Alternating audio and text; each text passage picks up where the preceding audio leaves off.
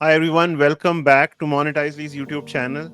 We are in our opinion at least, the world's best SaaS pricing experts and consultants.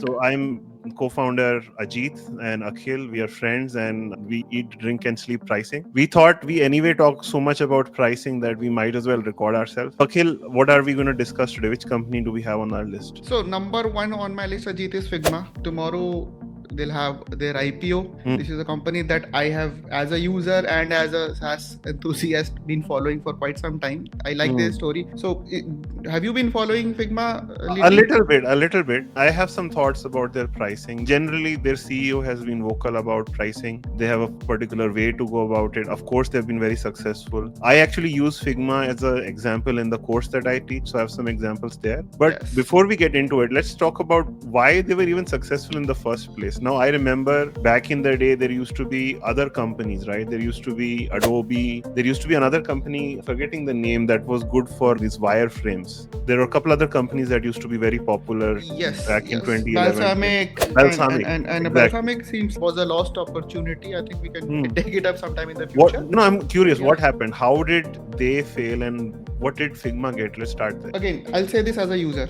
of Figma. First of all, brilliant move launching it as a free service and an online service. So no needing a beefy computer, no need to install anything, and you could collaborate with people, and that is very valuable. Right. Existing tools were either like Adobe, too huge, too expensive, cumbersome, and on the other hand, you had Balsamic, where I don't remember having a lot of good collaborative features. So Yeah. they had hit the sweet spot of you can use it for free. So a Yeah. small company of designers, web designers, whoever can start using Figma for free and collaborate. There was no limitation. So I think this is what really worked for them. Makes sense. Yeah, I think even in the pricing community, it's really how they look at the collaborative features across different segments, which people have talked about a lot.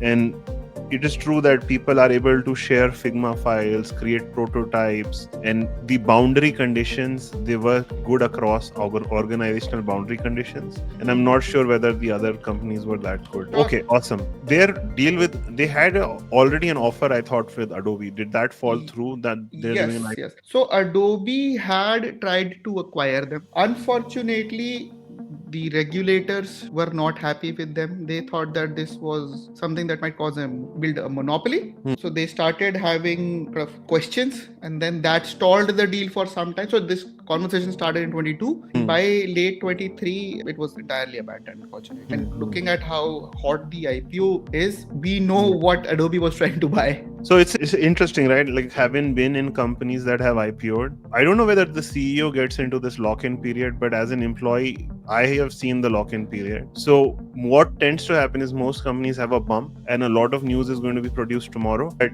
after that, you can only start trading as a part of the employee stock plan after 6 months. And it remains to be seen. The proof is really in the pudding after 6 months, what happens. It's always something else altogether. So good luck to Figma. But today we are actually going to discuss more on their monetization. Yes. So they have a few products, and it's not just their design product. I believe they have about 8 products now. So they have the original Figma design. They have FigJam, that's a whiteboard for fast team brainstorms. I think a lot of people have this. I think Zoom has something like this as well. Yes. They have something called Dev Mode, which is very interesting, where developers can actually look at a design and generate code from it. Yeah, that is something is really great for, again, I'm interjecting you, I'm stopping, but as someone who has written a lot of code and has struggled with translating the wild fascinations of design people into HTML code, something that gives me out of the box, and I just have to make it work.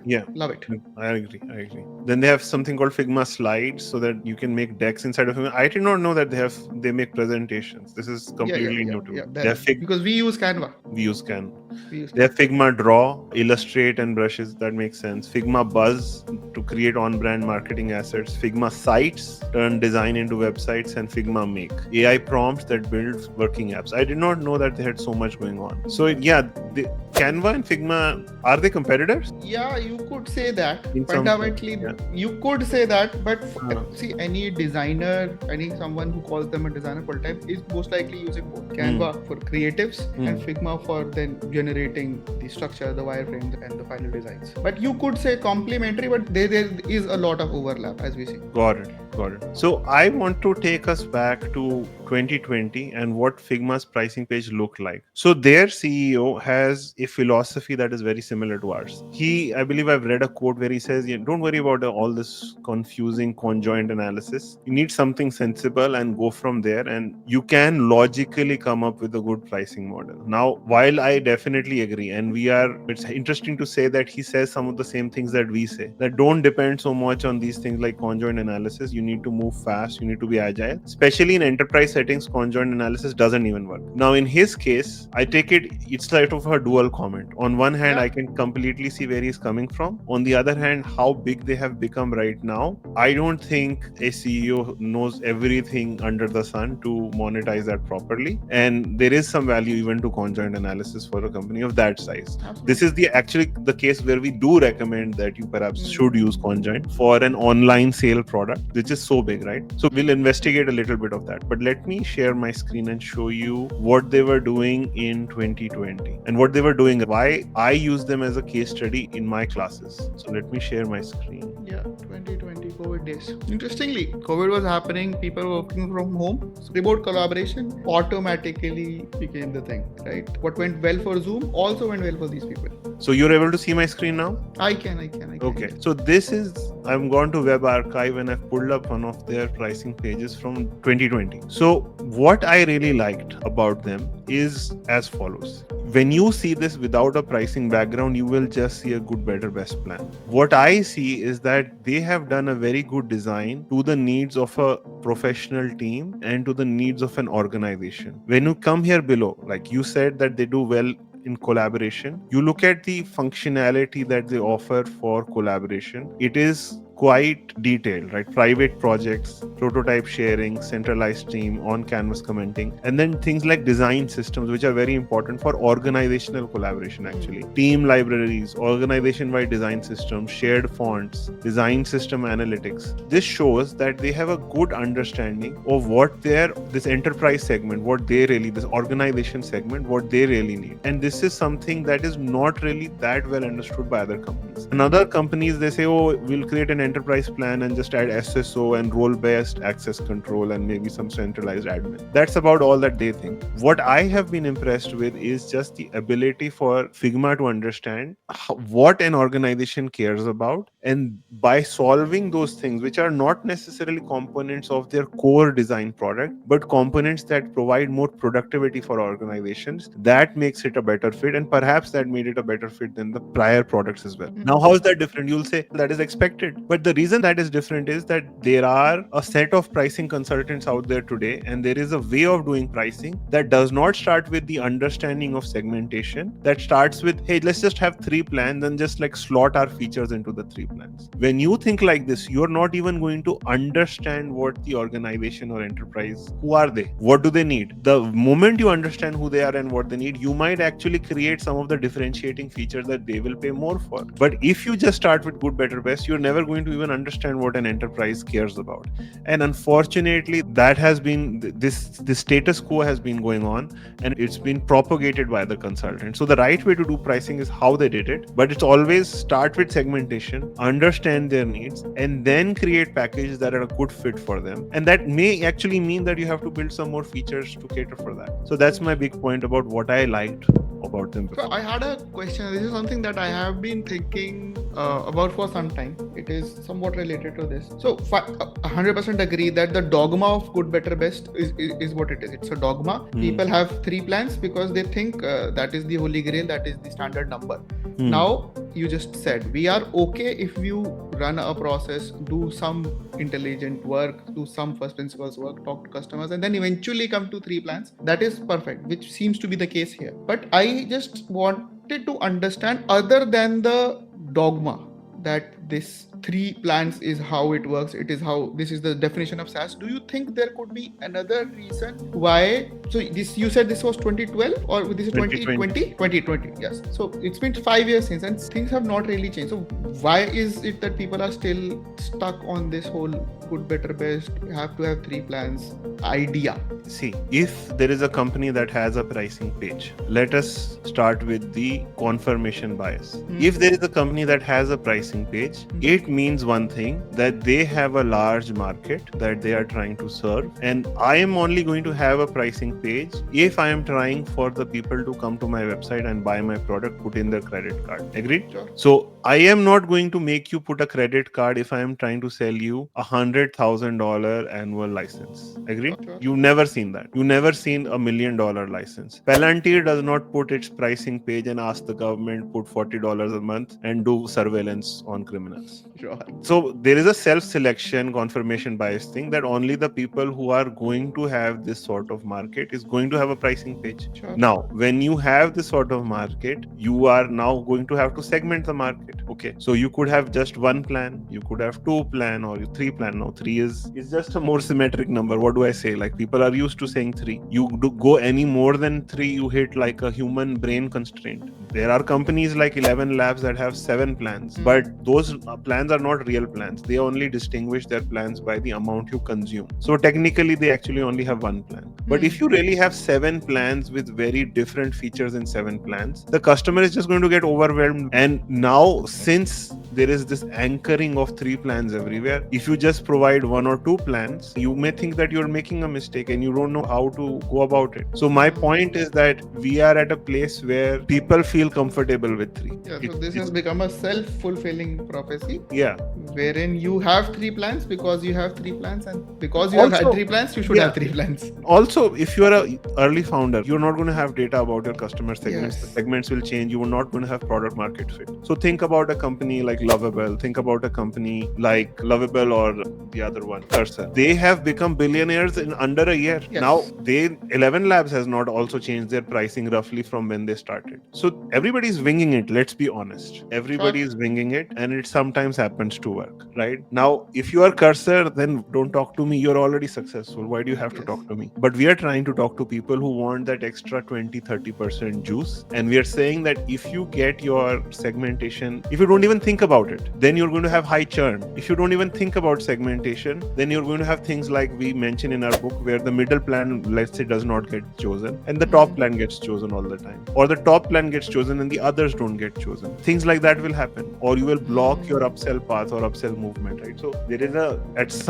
you can start by just putting stuff on the wall, but at some point when you start to become successful, you will want to optimize things, because if it is not well designed, it will not scale. That is the whole point that we're trying to. See, again, this is something that I'm 100% aligned with. When you're starting, just start, right? Yeah. Find your PMMF, find people who are willing to pay you something, even if in some cases it's more than what it costs. And then once it is working, then you can worry about pricing. So again, now we have seen 2020. What do you think of their current pricing? So current pricing, I want to show you via this slideshow that now they have these from the course? No, the screenshot it's not from the course. I took this screenshot from their site right now before we start. They have 8 products. All right, FigJam, FigSlides, all of that. Now they have pretty neatly created collab seats, dev seat, and full seat, where they bucket out these products. All right, I will not say but. I will let you comment on this, right? They have this full seat. They have full seat in professional and organization enterprise. But as you go to enterprise, you get more stuff. You get custom team spaces, design systems, all of those similar things that you were not getting. So you may get a product with lesser features in the full seat of professional, and you may get the same product with more features in the enterprise full seat. Okay, and then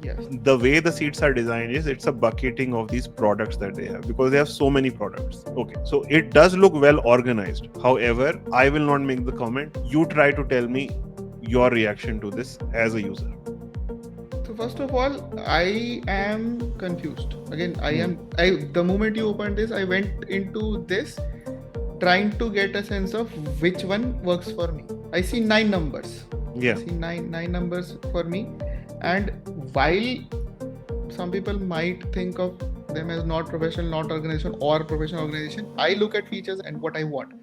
Now, I have a feeling that it will take me some time and a lot of cognitive effort to figure out which works, which of the 9 works for me.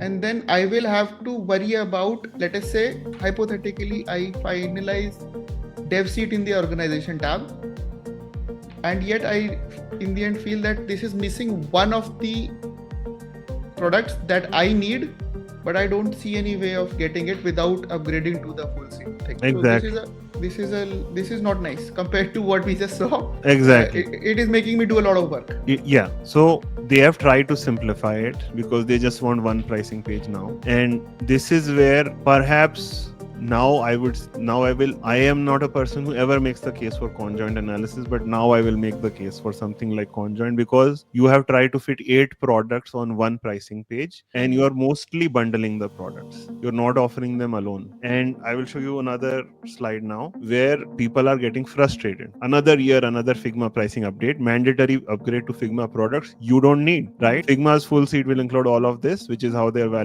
rationalizing Their pricing change. all of Validating is such a nice yeah, euphemism. yeah. Okay. So the thing is that they can only get away with this if they are a monopoly. And partly one of the reasons companies do this is when they are close to an exit event, they will juice their customers. That is unfortunately what companies do. Software companies are blockbuster movies that play out over 10 to 15 year horizons. And just before the exit, they squeeze their customers. And now Figma has created these bundles and products that may or may not actually go together. So when you bundle things that may or may not go together, you first disregard the actual need of the users.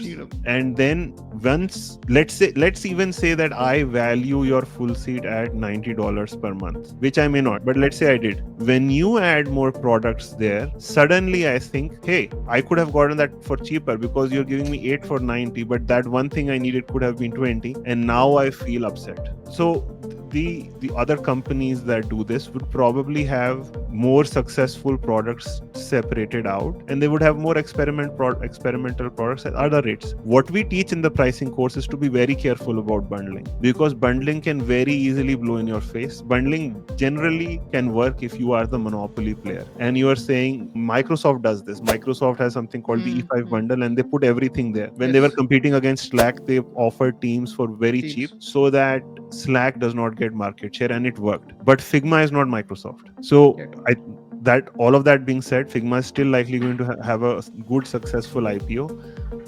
They're pricing their share at $33 per share or what have you. Time will tell what happens. I do not think 6 months down the road the world will be where we are. AI is causing a mass deflation effect. Jobs are not coming back. This is just the truth. And when you have pricing that makes people feel shoved into a corner, they're going to question. Because what you will notice is that Figma design is always available only on the most expensive thing. And if you were a company that had design systems need before, or team workspaces or what have you, between these two plans, that price is actually doubled. Yes. Right? And in 4 years, you've doubled the price. So yes, this is what it looks like before a company tries to have a big exit. It may work in the short term, but the question is if it works in the long term. Interesting. So I'll make one comment, and then I have a genuine, I want to understand something. First of all, the colorblind person in me is not loving that page. I still don't know what I'm getting in all those plans. Yeah, Figma people, if you are, make it more accessible. Secondly, now one way of doing this could have been build your own plan. We consider each product as a Lego block, and I choose a Lego block and build my own plan. That is a way of doing things. Now, clearly, it is a safe assumption they might have considered something of that sort. So, what could be the reasons? Nobody is going to use the newer products. Nobody cares about their slide product. They have at least 5 products there that nobody cares about. Okay, but are they not creating shelfware by this host? They are. Yeah, they are. They're going to bundle stuff. They're going to devalue their main product, even if they could have increased the price of it. And they're just shoving stuff in there, right? Now, you only shove stuff in there if you have a very big distribution advantage or you create churned customers. So time will tell what really happens. The thing is, Figma is the standard for design today. And as long as Figma is the standard, people may still even pay 2x the price. But they have roughly three products that are really successful, important there. All of the other ones are sort of Me Too products that we don't necessarily. Just for the sake of completeness.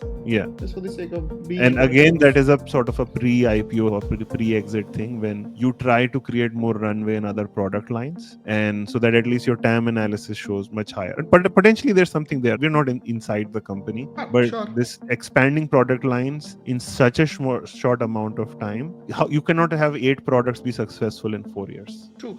So, if what I understand is, if Figma was not at this size and scale, let's say they were 21, 22 years, 2021, 2022, build your own could have been a viable strategy. Is that a strategy viable at any stage? The build your own? No, what you are see, we are not saying the strategy is good or not. We can say that there are trade-offs. When Sure. somebody is coming to your page, you have limited real estate. You are probably looking at different types of buyers, and you have to close business quickly, right? Sure. So why do companies have a simple pricing page? And there is an effort of simplicity made here. People Yes. have simple pricing pages because they are at a place where they become the market standard, and now they need to close business quickly. They are not convincing you anymore. You are already convinced you need Figma.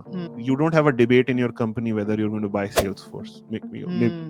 At least maybe the debate is starting, but it's not really picking up yet. So when you create this whole Lego block thing, if your time taken to create it is too long, you will drop out of that process, and there are going to be very bad repercussions to revenue. So simplicity, unfortunately, is required when you have limited real estate and you're trying to sell a bunch of stuff. But that being said, not all 8 products are equally important, right? And there are other ways to skin it. And you will notice that they don't really directly show you add-ons. You can easily have created a Zoom-like structure, where Zoom also had a similar thing. Zoom had too much granularity, and then they rationalized, but they continue to have a lot of products that are just add-ons. Which is again why I was again asking this is, I can choose even in this setup, if I know that I can get what I want as an add-on, then I can choose the smallest unit that fits my bill and then add that as an add-on. And I believe the enterprise, which is sales driven,